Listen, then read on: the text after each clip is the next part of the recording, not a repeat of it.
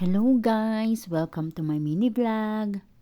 Tinatry ko pagandahin yung boses ko, kung tama ba na ganito. Pero ayun guys, ayun lang talaga yung kaya ng boses ko. Siguro tsaka lang natin i-improve yan kapag talagang sanay na ako maging vlogger. So ayun, pinagluto ako ngayon dahil wala namang ibang kakain. Kami lang dalawa nung dalaga kong alaga. Galing sa school, gutom yan. Then, plus wala kaming kamatis. Ang sabi sa akin, nung matanda, tinatamad siya magluto. Ang sabi niya sa akin, ako na raw bahalang magluto kung anong gusto kong luto diyan sa macaroni. Pero ayan daw, ang tawag nila, ang macarona, ang tawag nila dito sa mga pasta. Sa atin naman is spaghetti, diba? Spaghetti pasta, ganun. Tapos, sinabi na lang niya sa akin, nung matandang babae, kung ano daw yung, kung ano lang yung ilalagay na recipe. So, ayun, ako na lang bahalang magdiskarte kung paano ko pasasarapin. Kasi pag siya yung gumagawa niyan, hindi ko talaga gusto, hindi ko talaga type. Siguro, may edad na nga kasi siya, siguro wala na rin siyang panglasa, tas bahalang luto na lang. Hindi rin sila ganun kagaling kasi maggisa. Hindi uso sa kanila yung gisa-gisa lang dito na yung gisa na maayos. Talagang pag nagluto sila, sama-sama na yan. Bawang sibuyas, kamatis, tas wala nang gisa-gisa, tas lagay na ulit ng kung ano-ano, ganun sila. So, buti na lang ako yung pinagluto ngayon para at least makakakain din ako kasi dalawa lang naman kami ni dalaga ang kakain.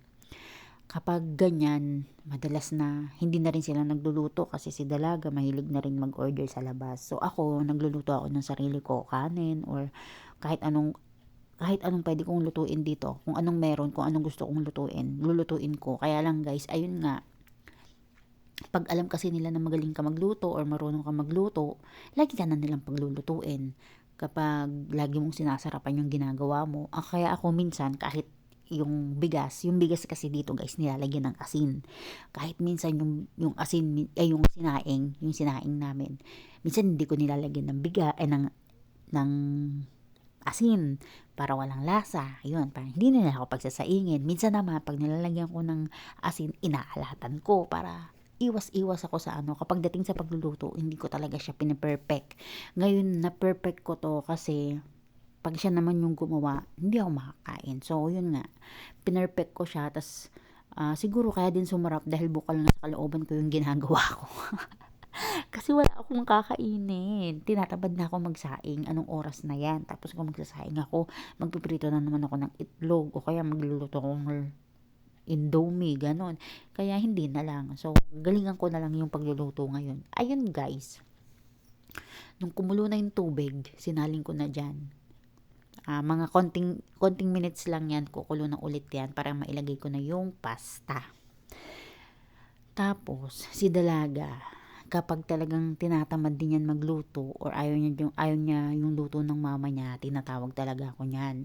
Sasabihin niya sa akin, ipagluto ko siya kahit anong luto daw na gusto ko, kahit Filipino food, basta lutuan ko daw siya kasi ayun nga, hindi niya rin niya masabi sa mama niya na hindi na rin niya gusto minsan yung luto ng nanay niya. Kaya madalas kami nasasayangan ng pagkain dito. So more on order talaga. Ako na lang minsan yung nagluluto talaga ng sarili kong pagkain para hindi na ako maghintay sa kanila kasi pag hinintay ko sila, iba yung gutom nila.